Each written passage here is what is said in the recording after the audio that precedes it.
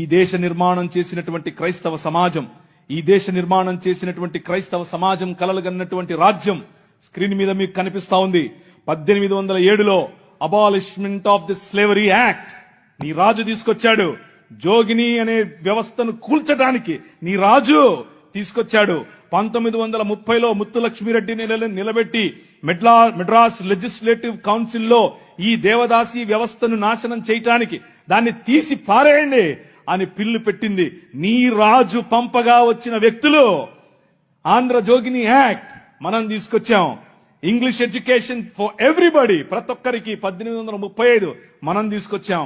1795 right to property, అంతకు ముందు ఎవరు భూములు కొనటానికి లేదు. బడుగు బలహీన వర్గాలు భూములను స్వాధీనం చేసుకునేవాళ్ళు. నీకేంద్ర రే మల్లిగా అనేవాళ్ళు, నువ్వెవర రే ఈరిగా అనేవాళ్ళు, నువ్వెవర రే బయటుండు, నువ్వు మా ఇంటికి రావద్దు, నీ నీడ పడద్దు అన్నారు. కానీ నీ రాజు నీకు అధికారం ఇచ్చాడు. భూమి కొనుక్కునే అధికారం, భూమిలో పండించుకునే అధికారం, పండించిన దాన్ని తినే అధికారం నీది. అంతకు ముందేమయ్యేది, భూమి తీసుకుని కష్టపడి మంచిగా పనిచేసి ఇంత పండు వండిన తర్వాత వస్తాడు అయ్యగారు, ఏట్రా ఇది ఏటి బాబండింది, అమ్మగారి కాలంటే ఇచ్చిరాపో అంటే నోరు మూసుకొని ఇవ్వాలి అంతే. అదే చట్టం. కానీ ఈరోజు అది కాదు. నువ్వు పండించింది నువ్వు తింటావు, నువ్వు పండించింది నీ పిల్లలు తింటారు, నువ్వు పండించింది ధైర్యంగా నీకోసం పెట్టుకుంటావు, పొదుపు చేసుకుంటావు. కారణం ఏమిటి? నీ రాజు, రాజులకు రాజు, ప్రభువులకు ప్రభువు, కైసర్ అగస్తస్ మరియు కైసర్ తిబేరియస్ల ప్రతినిధి అయిన పిలాతు ముందు నిలబడుకొని నా రాజ్యము నీ రాజ్యము లాంటిది కాదని చెప్పాడే ఆ రాజు. Right to property, right to education, abolishing killing children.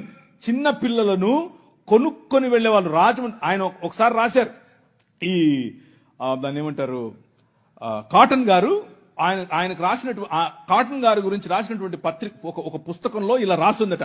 ఏంటంటే వాళ్ళ ఇంట్లో పనిచేసేటువంటి ఒక ఆయమను వచ్చి ఒక ₹1 ఇవ్వమ్మా అని అడిగింది. ఆ రోజుల్లో ₹1 ఎందుకమ్మా అంటే, నేను వెళ్ళి రాజమండ్రిలో ఒక ఆడపిల్లను కొనుక్కొచ్చుకుంటాను అంటుంది. ఏంటి కొనుక్కొచ్చుకుంటావా? ఎందుకు? అది మన పరిస్థితి ఆ రోజుల్లో. పిల్లలు నమ్ముకునేటటువంటి బతుకులు, తినటానికి లేని బతుకులు, పిల్లలు నమ్ముకునేటటువంటి బతుకుల నుండి నీ రాజు, నువ్వు అమ్మటానికి వీలు లేదు, నువ్వు చంపటానికి వీలు లేదు. నిర్మాణం కట్టాలంటే పిల్లల్ని చంపరారు, ఏదైనా రోడ్డు వేయాలంటే పిల్లల్ని చంపుతారు, రక్తం పడాలంటారు. ఇలా పిల్లలను, మన పిల్లలను చంపుతూ ఉంటే ఆపింది నీ రాజు. Right to education 1913. నువ్వు పెళ్లి చేసుకుంటే నీ భార్య 7 రాత్రులు బ్రాహ్మణుడితో పడుకోవాలి. ఇది ఈ దేశ చట్టం. నువ్వు నల్లగా ఉన్నావట, నీకు దాన్ని ఏమంటారు, బట్టతలు ఉందంట, రింగులు ఎంటుకలు ఉన్నాయంట, కాబట్టి నువ్వు దాసుడివి, దస్యుడివి, నువ్వు రాక్షసుడివి, నువ్వు మ్లేచ్ఛుడివి. కాబట్టి నీ జీవితాన్ని మార్చాలంటే, కాబట్టి నీ వంశాలు మంచిగా మారాలంటే బ్రాహ్మణుడితో నీ భార్య పడుకోవాలి. కలిగే పిల్లలు ఎలా ఉంటారు?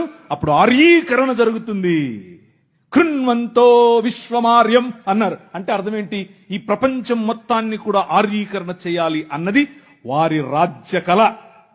The kingdom of Rama, but the kingdom of God, దేవుని రాజ్యం ఏమన్నా తెలుసా? ఎవరితో పడుకోవక్కర్లేదు. My blood is enough, I will cleanse you from all sin. ప్రతి పాపము నుండి యేసు రక్తము నిన్ను కడిగి పరిశుద్ధునిగా చేస్తుంది. ఎవరి దగ్గర పడుకోవక్కర్లేదు. మనం ఈ దేశానికి ఒక చట్టం ఇచ్చాం. ఏం చట్టం ఇచ్చాం? 1819లో. ఇదంతా నేను సుత్తి కొడుతున్నా అనుకున్నారా? చట్టం ఇది. ఒక్కసారి చరిత్ర తిరిగేయండి. ఇదంతా నీ రాజు చేశాడు ఈ దేశానికి. నీ రాజు తీసుకొచ్చాడు. నల్లట్ట పుస్తకం మోసుకొచ్చినోళ్ళు కష్టపడి పిల్లులు వేసి, రిట్ పిటిషన్లు వేసి, నిలబడి కొట్లాడి నీకు ఇచ్చిన హక్కిది. That is the kingdom of God. No discrimination, right to sit, abolishing child marriages. ఇలా చెప్పుకుంటూ పోతే ఎన్ని చట్టాలు చేశాం మనం. రైలు మనది, పోస్ట్ ఆఫీస్ మనది, ఐఏఎస్ తెచ్చింది మనం, ఐపీఎస్ తెచ్చింది మనం. తెలుగు భాషను మ్లేచ్ఛ భాష అన్నారు. అరే ఏం భాష మాట్లాడుతున్నాడు మ్లేచ్ఛుడా అంటే తెలుగు భాషలో డిక్షనరీ, మొట్టమొదటి డిక్షనరీ మంది మీ నాయన రాజు, ద కింగ్. మనమిచ్చాం. CP Brown, he was a missionary. ఆయన కలెక్టర్ మాత్రమే కాదు, మిషనరీ. తెలుగు భాష గద్య భాగంలో మొట్టమొదటి పేపర్ మనది. తెలుగు భాష గద్య భాగంలో మొట్టమొదటి పుస్తకం మంది. వీళ్ళకు వాళ్ళ సొంత రామాయణం, మహాభారతాలు కూడా ట్రాన్స్లేట్ చేసుకునే దిక్కు లేదు. అది చేసింది మనమే. నిజం చెప్తున్నాను, నేను అబద్ధం చెప్పట్లేదు. మొట్టమొదటి ట్రాన్స్లేషన్ చేసింది కూడా మనమే. వాళ్ళు అది కూడా చేయరు. ఎందుకంటే విద్య పంచకూడదు. వాళ్ళ రాజ్యంలో విద్య పంచకూడదు. మన రాజ్యం అందరికీ విద్య. ప్రతి ఒక్కరూ చదవాలి. ఎందుకు? ఇదిగో నల్లట్ట పుస్తకం కూడా చదవాలి. అర్థమవుతుందా? నల్లట్ట పుస్తకం చదివితే దిమాగ్ ఖరాబ్ అవుతుంది, దిమాగ్ ఫిరాయిస్తుంది. మనిషి వెంటనే మనిషి అవుతాడు. ఈ రాజ్యం మనుషుల కోసం రాజ్యం. ఆ రాజ్యం తలకాయలో నుంచి వచ్చిన వాళ్ళకి మాత్రమే రాజ్యం, భుజాల్లో నుంచి వచ్చిన వాళ్ళకే రాజ్యం. ఈ రాజ్యం అందరి రాజ్యం, అందరికీ సుభిక్షత, అందరికీ పట్టభద్రత్వం. అలెగ్జాండర్ డఫ్ అనే ఒక ఆయన ఎంతమంది విన్నారు ఈ పేరు? ఒకరు, ఇద్దరు, ముగ్గురు, ఒకే ఒక 10-15 ఉన్నాయి. మిగిలిన వాళ్ళు ఒక చెంచా నీళ్లు తీసుకొని దూకండి. అలెగ్జాండర్ అంటే పొరపాటున మీద గ్రీకు ఒక ఆయన వచ్చాడు గుర్రం వేసుకుని, ఆయన అనుకుంటారు కాదు, ఈయన వేరే. అలెగ్జాండర్ డఫ్. ఈయన రవి అస్తమించని బ్రిటిష్ సామ్రాజ్యం పైన ఇన్ఫ్లుయెన్స్ తీసుకొచ్చాడు. ఏం ఇన్ఫ్లుయెన్స్ తెలుసా? నా పిల్లలు చదవాలి, మా భారతీయ పిల్లలు చదువుకోవాలి. వీళ్ళు అన్నారు, ఎందుకు, మాకు అవసరం లేదు, మీ పాశ్చాత్య విద్యతో మేమేం చేస్తాం, మేము మంత్రాలు చదువుతాం. ఆయన అన్నాడు, మంత్రాలకు చింతకాయలు నైరాల్తా హై. అలెగ్జాండర్ డఫ్ నో, చదవాలి, మన పిల్లలు చదవాలి, ఆంగ్ల భాషలో చదవాలి, ప్రతి భాషలో చదవాలి, తెలుగులో చదవాలి, తమిళంలో చదవాలి, బెంగాలీ కావాలి, పుస్తకాల తర్వాత పుస్తకాలు, పుస్తకాల తర్వాత. ఈ అలెగ్జాండర్ డఫ్ యొక్క ఇన్ఫ్లుయెన్స్ కారణం చేత ఈశ్వరచంద్ర విద్యాసాగర్, అలాగే రాజా రామ్మోహన్ రాయ్ ఇలాంటి వాళ్ళు నిలబడి, ఎస్ మా పిల్లలు చదవాలి, మా పిల్లలు కూడా చదవాలి, మంత్రాలకు మేమేం చేసుకోవాలి, అవసరం లేదు, ఎల్లమ్మకు పుల్లమ్మకు పోయి మీరు చదువుకోండి అని యూనివర్సిటీస్ ఒకే సంవత్సరంలో అటువైపు మెడ్రాస్ యూనివర్సిటీ, ఇటువైపు బాంబే యూనివర్సిటీ, ఇటువైపు శ్రీరాంపూర్ యూనివర్సిటీగా ఈ రోజు ఏదైతే ఉందో బైబిల్ కాలేజ్ అనుకుంటున్నారో అది ఆ రోజు కల్కటా యూనివర్సిటీ. 3 యూనివర్సిటీలు స్థాపించటానికి వెనకుండి పనిచేసింది ఈ అలెగ్జాండర్ డఫ్. ఈయన ప్రభావం, ఈయన ఇన్ఫ్లుయెన్స్ కారణం చేత మెకాలే అనే ఒక వ్యక్తిని ఈ దేశానికి పంపించారు. పోయి చూసి రాపో బాబు, అసలు చదువు అవసరమా లేదా. ఆయన ఇచ్చినటువంటి నివేదిక, ఎస్ అందరూ చదవాలి. ఇంతమంది కూర్చొని ఉన్నారు, బైబిల్ సంకలో పెట్టుకుని ఓ వెళ్ళిపోతున్నారు, బాగుంది. కానీ ఏడి ఒక్క అలెగ్జాండర్ డఫ్? మీ ఊరి ఎమ్మెల్యేని ఇన్ఫ్లుయెన్స్ చేసే దమ్ముందా నీ దగ్గర? మీ ఊరి ఎంపీ దగ్గర నిలబడుకొని మాకు ఇది కావాలి అని అడిగే దమ్ముందా నీ దగ్గర? అలెగ్జాండర్ డఫ్ నీ కోసం కొన్ని 100 సంవత్సరాల క్రితం నీ పిల్లల కోసం ఆలోచించాడు. ఎలా కట్టాం మీ దేశాన్ని తెలుసా? దూరదృష్టి, దూరంచే యుద్ధవాసనను పసిగట్టడం. యోబు గ్రంథంలో రాసినట్టు, గుర్రమును చూచితివా, అది వాడి రౌతును తిరస్కరిస్తుంది, తలతలలాడు ఈటెలను మెలమెలలాడు ఆ బల్లెములను చూసినప్పుడు రా రా అని ఉద్దండ కోపముతో మిడతల వలె గంతులేసి ముందుకెళ్తుంది. యుద్ధం అంటే దానికి అంత ఇష్టం. ఏది ఎక్కడున్నారు అలెగ్జాండర్ డఫ్లు? రైజా ఇంతవరకు పాట పాడారు, లే నిలబడు, లే నిలబడు. ఎప్పుడు నిలబడతావు ఇంక నువ్వు? నీ చరిత్ర. డాక్టర్ బాబాసాహెబ్ భీమ్రావ్ అంబేద్కర్ గారి మాట అన్నారు. ఆయన కూడా ఒక చోట నేర్చుకుందే, మనమే నేర్పాం. The king of this world నేర్పాడు. ఏమన్నారు తెలుసా? చరిత్ర, నీ చరిత్ర తెలుసుకోకపోతే నువ్వు చరిత్రలో లేకుండా పోతావు.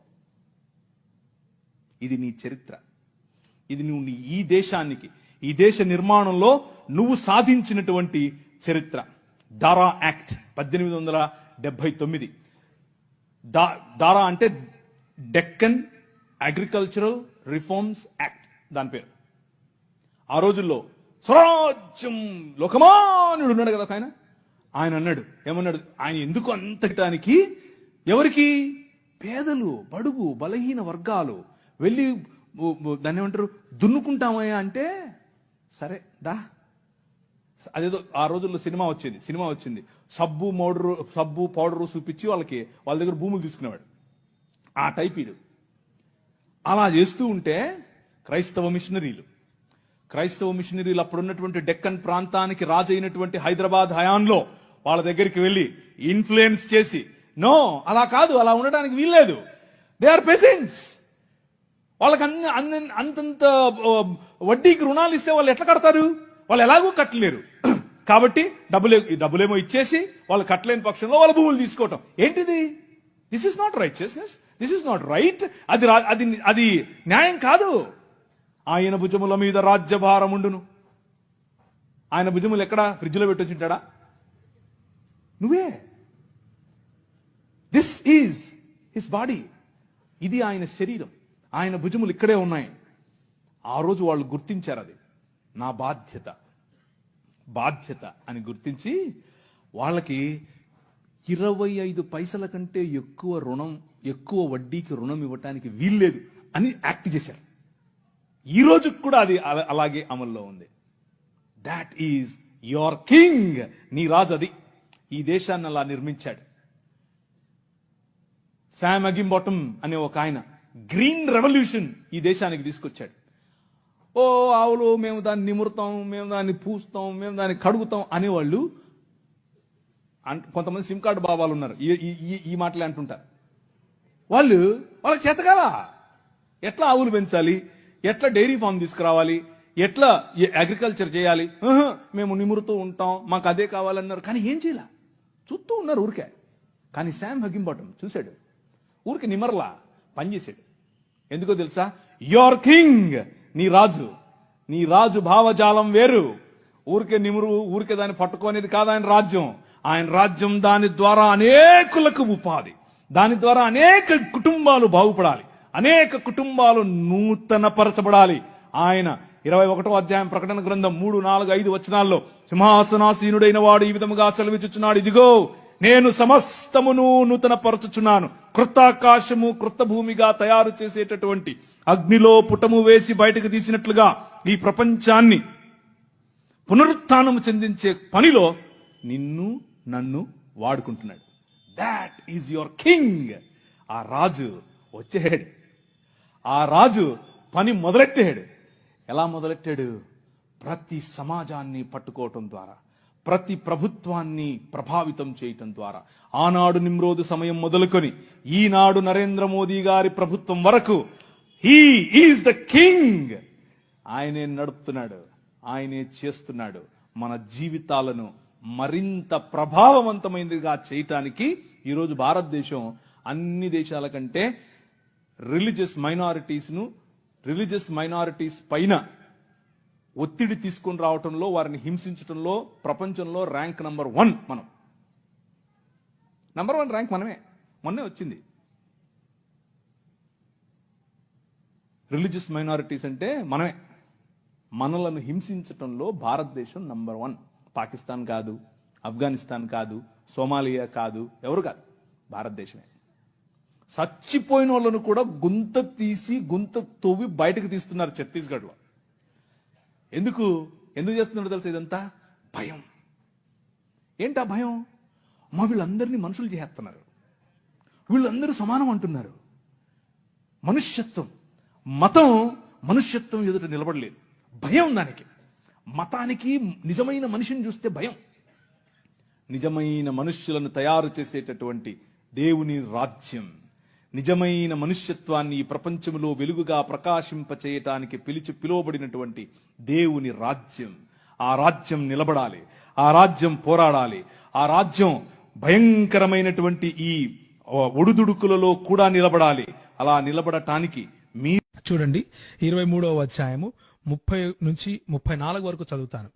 చూడండి, ద్రాక్షరసముతో ప్రొద్దుపుచ్చే వారికే కదా, కలిసిన ద్రాక్షారసము రుచి చూడజేరి వారికే కదా అని ప్రశ్న 29లో ఉంటుంది. యాక్చువల్గా ఏముంటుందంటే, ఎవరికి శ్రమ, ఎవరికి దుఃఖము, ఎవరికి జగడములు, ఎవరికి చింత, ఎవరికి హేతువులేని గాయములు, ఎవరికి మందదృష్టి అని సామెతల గ్రంథకర్త ప్రశ్నిస్తూ సమాధానంగా ఏం చెప్తున్నాడంటే, ద్రాక్షారసముతో ప్రొద్దుపుచ్చు వారికే కదా, కలిపిన ద్రాక్షారసమును రుచి చూచే వారికే కదా అంటూ 32వ వచనంలో, త్రాగుట రుచిగానుండగను దాని వైపు చూడొద్దు, పిమ్మట అది సర్పమై కరచును, కట్లపాము వలె కాటువేయును, విపరీతమైనవి నీ కనులకు కనబడును అంటూ త్రాగుబోతుదనం గురించి, లేకపోతే ప్రొద్దుగూకులు మద్యమును సేవించే వారి గురించి చెబుతూ ఈ మాటలు రాశారు. 20వ అధ్యాయము 1వ వచనంలో కూడా దాని వశులై ఉండే వారి గురించి అన్నట్లుగా మనం స్పష్టంగా చూస్తాం. దాని వశమైన వారందరూ జ్ఞానము లేని వారు అంటూ బైబిల్ చాలా స్పష్టంగా ద్రాక్షారసము వశులై ఉండేవాళ్ళు అంటే త్రాగుబోతులను హేయమైన వాళ్ళుగా స్పష్టంగా చెబుతా ఉంది. అది పాపముగా చిత్రీకరిస్తా ఉంది, అందులో ఏ డౌట్ లేదు. కూర్చున్నటువంటి క్రైస్తవులందరికీ చెబుతున్నాను, మద్యపానీయము మత్తులై ఉండటము అంటే త్రాగుబోతులై ఉండటము, దేవుని రాజ్యమును త్రాగుబోతులైన వారు స్వతంత్రించుకోరు అని చెబుతా ఉంది. కాబట్టి చూడండి 23వ అధ్యాయము 30 నుంచి 34 వరకు చదువుతాను. చూడండి, ద్రాక్షరసముతో ప్రొద్దుపుచ్చే వారికే కదా, కలిసిన ద్రాక్షారసము రుచి చూడజేరి వారికే కదా అని ప్రశ్న 29లో ఉంటుంది. యాక్చువల్గా ఏముంటుందంటే, ఎవరికి శ్రమ, ఎవరికి దుఃఖము, ఎవరికి జగడములు, ఎవరికి చింత, ఎవరికి హేతువులేని గాయములు, ఎవరికి మందదృష్టి అని సామెతల గ్రంథకర్త ప్రశ్నిస్తూ సమాధానంగా ఏం చెప్తున్నాడంటే, ద్రాక్షారసముతో ప్రొద్దుపుచ్చు వారికే కదా, కలిపిన ద్రాక్షారసమును రుచి చూచే వారికే కదా అంటూ 32వ వచనంలో, త్రాగుట రుచిగానుండగను దాని వైపు చూడొద్దు, పిమ్మట అది సర్పమై కరచును, కట్లపాము వలె కాటువేయును, విపరీతమైనవి నీ కనులకు కనబడును అంటూ త్రాగుబోతుదనం గురించి, లేకపోతే ప్రొద్దుగూకులు మద్యమును సేవించే వారి గురించి చెబుతూ ఈ మాటలు రాశారు. 20వ అధ్యాయము 1వ వచనంలో కూడా దాని వశులై ఉండే వారి గురించి అన్నట్లుగా మనం స్పష్టంగా చూస్తాం. దాని వశమైన వారందరూ జ్ఞానము లేని వారు అంటూ బైబిల్ చాలా స్పష్టంగా ద్రాక్షారసము వశులై ఉండేవాళ్ళు అంటే త్రాగుబోతులను హేయమైన వాళ్ళుగా స్పష్టంగా చెబుతా ఉంది. అది పాపముగా చిత్రీకరిస్తా ఉంది, అందులో ఏ డౌట్ లేదు. కూర్చున్నటువంటి క్రైస్తవులందరికీ చెబుతున్నాను, మద్యపానీయము మత్తులై ఉండటము అంటే త్రాగుబోతులై ఉండటము, దేవుని రాజ్యమును త్రాగుబోతులైన వారు స్వతంత్రించుకోరు అని చెబుతా